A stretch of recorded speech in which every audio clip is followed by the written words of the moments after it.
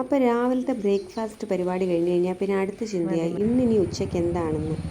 അത്യാവശ്യം നമ്മളുടെ വീട്ടിൽ പച്ചക്കറികൾ ഉള്ളത് കൊണ്ട് തന്നെ നമുക്ക് വലിയ ടെൻഷനില്ല കേട്ടോ. കാരണം എന്തെങ്കിലുമൊക്കെ പറമ്പിൽ നിന്ന് എടുത്ത് അങ്ങ് ഉണ്ടാക്കിയാൽ മതി.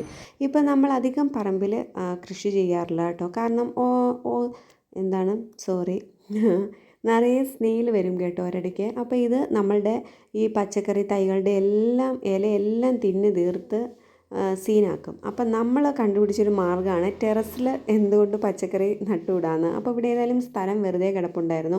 അപ്പോൾ അവിടേക്ക് നമ്മളുടെ പച്ചക്കറി ഇതുപോലുള്ള ഐറ്റംസിൻ്റെ കൃഷി ഇവിടെ അങ്ങ് തുടങ്ങി കേട്ടോ.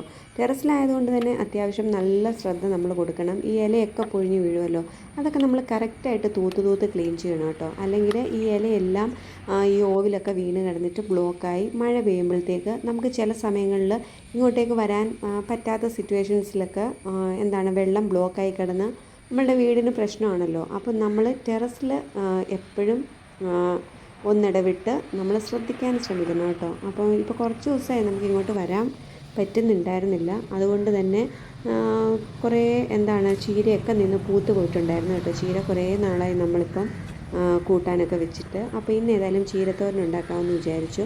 അപ്പോൾ എപ്പോഴും ശ്രദ്ധ കൊടുക്കേണ്ട ഒരു സ്ഥലമാണ് ടെറസിൽ ഇതുപോലെ കൃഷി ചെയ്യുന്ന സമയത്ത്.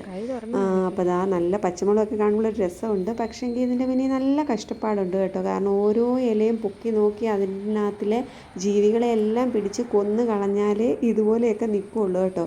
അല്ലെങ്കിൽ വേഗം തന്നെ ഈ പച്ചക്കറി തൈകളൊക്കെ വാടിപ്പോവും. അത്രയ്ക്കും ശ്രദ്ധ നമ്മൾ കൊടുത്തു കൊണ്ടുവരും. പക്ഷേ ഒന്ന് കാ പിടിച്ച് തുടങ്ങുമ്പോഴത്തേക്ക് എന്തെങ്കിലും തിരക്കായിപ്പോയി ഇങ്ങോട്ടേക്ക് ചിലപ്പോൾ വരാൻ നമുക്ക് പറ്റാറില്ല കേട്ടോ. അപ്പോൾ വന്നപ്പോൾ ഏതായാലും ഇത്രയൊക്കെ കിട്ടിയിട്ടുണ്ട്. അപ്പോൾ ഇന്ന് വഴുതനങ്ങയുണ്ട്, മെഴുക്ക് പുരട്ടിയും ചീരത്തോരനും ഒക്കെയാണ് കേട്ടോ പ്ലാൻ ചെയ്യുന്നത്. നേരത്തെ നിറയെ വെണ്ടയ്ക്ക ഉണ്ടായിരുന്നു, ഇപ്പോൾ അധികം ഇല്ല കേട്ടോ. അതിൻ്റെ സീസൺ കഴിഞ്ഞു. ഇനി നമ്മൾ അടുത്തത് കൃഷി ചെയ്തുകൊണ്ട് വരണം. അപ്പം നമ്മൾക്ക് മുയലുള്ളത് കൊണ്ട് തന്നെ മുയലിനൂടെ കൊടുക്കാം ഈ പൂത്ത ചീരകളൊക്കെ. ഈ പൂത്ത ചീരയെക്കാളും പൂത്ത ചീര എടുക്കുമെന്ന് എനിക്കറിയില്ല കേട്ടോ. ഞാൻ സാധാരണയായി നല്ല ഇളം ഒരു പരുവത്തിലാണ് എല്ലാ പച്ചക്കറികളും ഉപയോഗിക്കുന്നത്. അപ്പോഴാണ് ശരിക്കും കേട്ടോ അതിന് ടേസ്റ്റ്. ആ കറികളൊക്കെ ഉണ്ടാക്കുമ്പോൾ ഒരിളത്ത പരുവത്തിലാണ് ഞാൻ എല്ലാം എടുക്കുന്നത്. കോവയ്ക്കാണെങ്കിലും പയറാണെങ്കിലും ഒരുപാട് മൂക്കാതെ അത്യാവശ്യം ഒരു പാകമാകുന്ന സ്റ്റേജ്. അപ്പോൾ അതാ പച്ചക്കറിയൊക്കെ പറിക്കാൻ വരുമ്പോഴത്തേക്ക് ഇതുപോലെ പൂക്കളൊക്കെ കാണുമ്പോൾ പ്രത്യേക ഒരു സന്തോഷമല്ലേ. ഇതൊക്കെ എൻ്റെ ചെറുപ്പകാലത്ത് വീട്ടിൽ നിറയെ ചെടികളും നിറയെ പച്ചക്കറികളും അതായിരുന്നു കേട്ടോ രീതി. പക്ഷേ ഇപ്പോൾ ഒട്ടും ചെടിയില്ല, കൂടുതലും ഇലച്ചെടികളാണ് കേട്ടോ. നമ്മളിപ്പം മെയിനായിട്ടും എന്തെങ്കിലും വീട്ടിൽ ചെയ്യുന്നുണ്ടെങ്കിൽ ഈ വെജിറ്റബിൾസും അങ്ങനെ എന്തെങ്കിലുമൊക്കെ നട്ടുപിടിപ്പിക്കാറുള്ളൂ. കാരണം ഇപ്പം നമുക്കതാണ് ലൈഫിൽ ഏറ്റവും ആവശ്യം എന്ന് എനിക്ക് തോന്നുന്നു.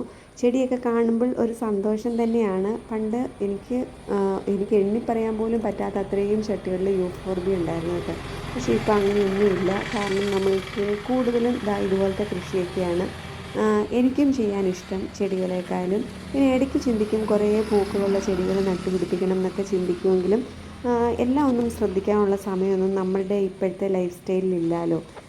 രാവിലെ നമ്മൾ കുക്കിംഗ് കഴിഞ്ഞാൽ പിന്നെ നമ്മൾ ജോലി തിരക്കിലേക്ക് പോകുന്നു. പിന്നെ കുഞ്ഞിൻ്റെ കാര്യമായി, പിന്നെ നമ്മളുടെ വീട്ടിൽ ക്ലീനിങ് വരും. അങ്ങനെ ഒരുപാട് കാര്യങ്ങൾ. പിന്നെ നമ്മളുടെ വീട്ടിലെ പേരൻസിൻ്റെ കാര്യം, നമ്മുടെ കാര്യം, ഇതിൻ്റെ ഇടയ്ക്ക് അങ്ങനെ 100,000 കൂട്ടം കാര്യങ്ങളുടെ ഇടയ്ക്ക് എല്ലാം ഒന്നും നമുക്ക് മാനേജ് ചെയ്യാൻ പറ്റില്ല. അങ്ങനെ മാനേജ് ചെയ്യുന്ന ഒരുപാട് പേരുണ്ടാവും കേട്ടോ.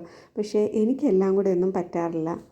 അപ്പോൾ എന്താണെങ്കിലും ചിലരെങ്കിലും ചിന്തിച്ചിട്ടുണ്ടാവും അവിടെ എന്താണൊരു ചീരയാട്ടി കളിയെന്ന്. അത് വേറെ ആരുമല്ല കേട്ടോ, മമ്മിയോട് ഞാൻ പറഞ്ഞു ഈ വീഡിയോസിലൊക്കെ കാണുന്ന പോലെ ചീരയൊന്ന് അനക്കി കാണിക്കാവുമെന്ന്. ഞാൻ എന്ത് പറഞ്ഞാലും ചെയ്യുന്നൊരു അമ്മയും അപ്പനെയും ഒരു ഹസ്ബൻഡിനെയാണ് എനിക്ക് കിട്ടിയത് കേട്ടോ. എല്ലാവരും ഭയങ്കര സപ്പോർട്ടീവ് ആയതുകൊണ്ട് തന്നെ പറയുന്ന അതുപോലെ ചെയ്യും കേട്ടോ, പാവം.